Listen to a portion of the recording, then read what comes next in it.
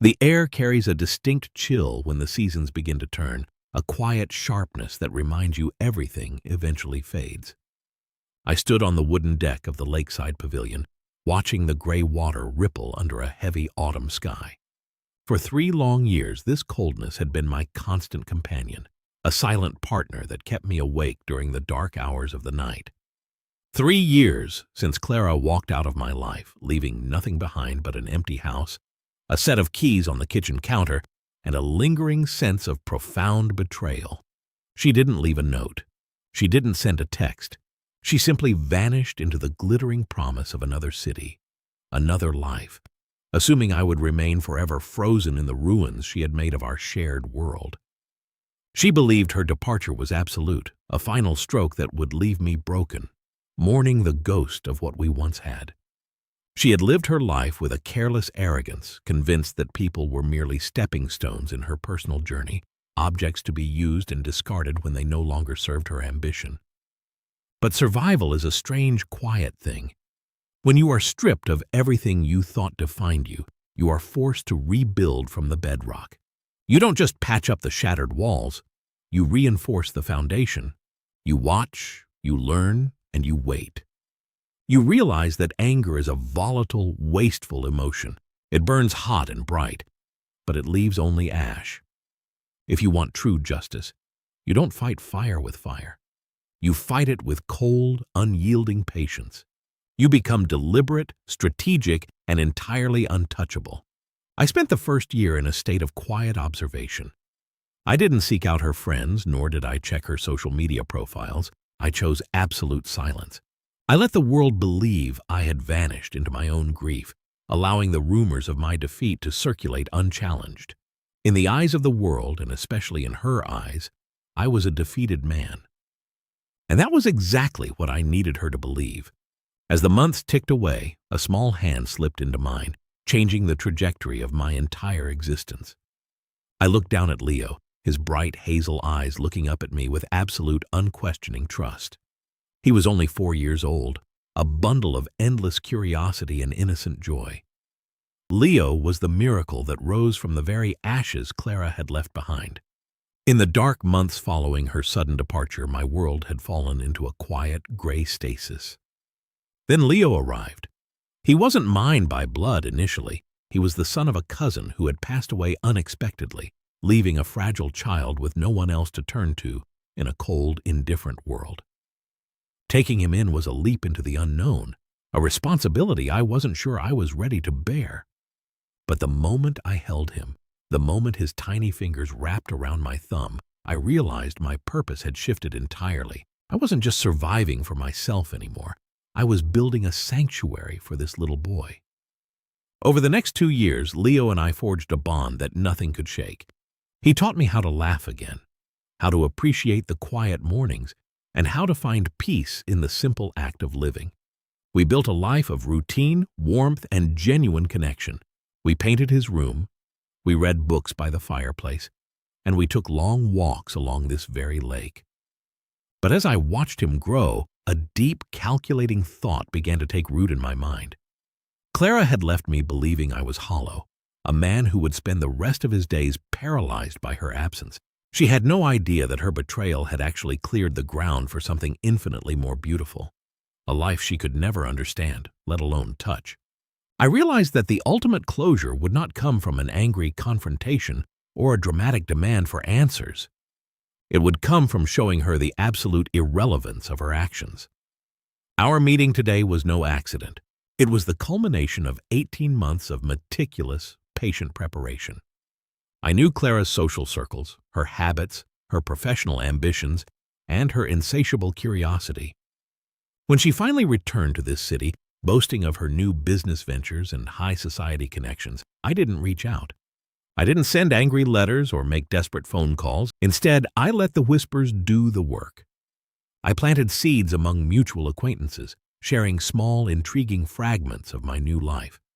I made sure she heard about my success, my newfound peace, and the young boy who had become the center of my universe. I knew her ego would not allow her to ignore it.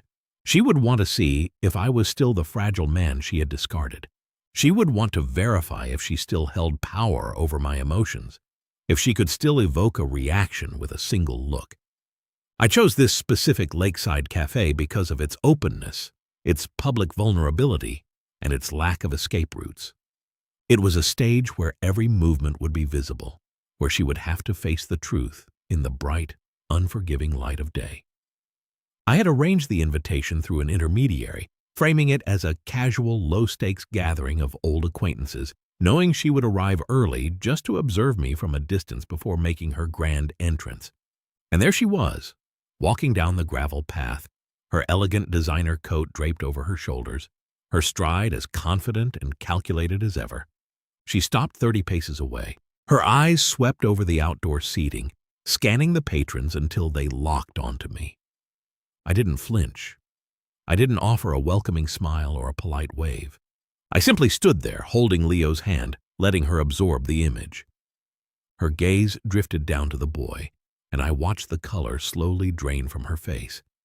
It was a fascinating transition to witness.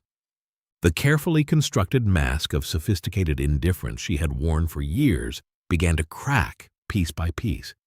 She had expected to find a man haunted by her ghost, perhaps living in a dusty apartment, clinging to old photographs. Instead, she found a man who looked younger, stronger, and completely at peace, holding the hand of a child who radiated warmth and security. She took a hesitant step forward, her high heels clicking softly against the damp wood of the deck. "Julian," she whispered, her voice carrying a fragile tremor that she desperately tried to conceal. "It's been a long time." I looked at her, letting the silence stretch between us until it grew heavy and uncomfortable. "Hello, Clara," I replied, my voice steady, devoid of any anger or resentment. I had spent years preparing for this moment, ensuring that not a single trace of bitterness would escape my lips. True power lies in complete emotional neutrality. When you show someone that they no longer have the power to make you angry, you strip them of their influence entirely. Leo looked up, his small brow furrowed in confusion. He looked at Clara, then back at me. "Daddy, who is this lady?" he asked, his voice ringing out clearly in the quiet afternoon air. The word "daddy" hit Clara like a physical blow. I felt a subtle tremor in her posture, her shoulders tightening as she stared at the boy. "She is just an old acquaintance, Leo," I said softly, kneeling down to look him in the eye and smoothing his hair. "Someone I used to know a long time ago." Clara took another step closer, her hands clenched tightly in her pockets. "Julian, is he yours?" she asked, her voice barely audible, stripped of its usual confidence. "He is my son," I answered, standing up to face her. "He is my family, the family I built while you were busy running away." Her eyes welled with tears, but I felt no pity. The tears were not for the pain she had caused me. They were for her own sudden realization of loss. She realized that the door she had slammed shut had not just locked, it had been completely replaced. She had expected to be the central tragedy of my life story, the grand, irreplaceable loss that I would forever mourn.